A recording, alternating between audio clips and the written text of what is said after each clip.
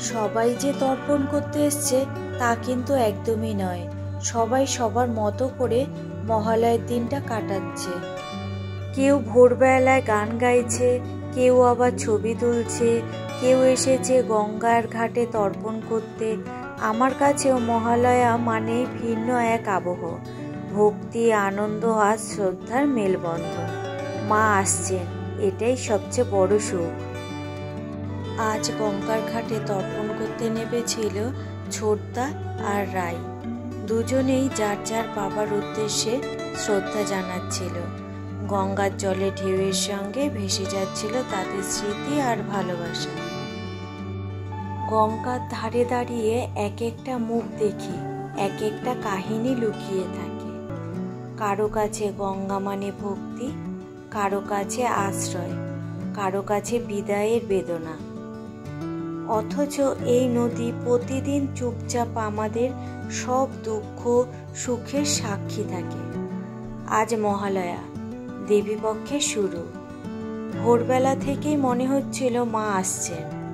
ঢাকের শব্দ, মন্ত্রের সুর আর এই নদীর টলমল জল সব যেন বলে দিচ্ছে অশুভ শক্তি দূরে সরে যাচ্ছে, শুভ শক্তি আসছে আমাদের জীবনে। এই নদীর তীরে দাঁড়িয়ে আমারও মনে হলো আমরা সবাই একসঙ্গে বাঁধা, কারো ব্যথা, কারো আনন্দ, সব কিছু মিশে আছে এই গঙ্গার জলে।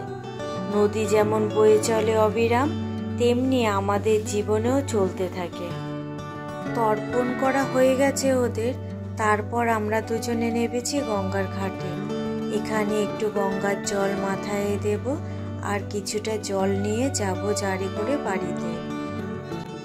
কখনো মনে হয় গঙ্গা শুধু নদী নয়, গঙ্গা হলো স্মৃতির ভাণ্ডার।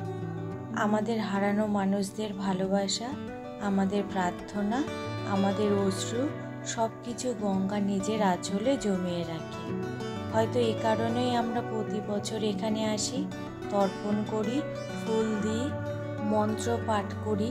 আসলে আমরা চাই আমাদের হারানো মানুষেরা যেন জানে আজও তারা আমাদের জীবনে বেঁচে আছে।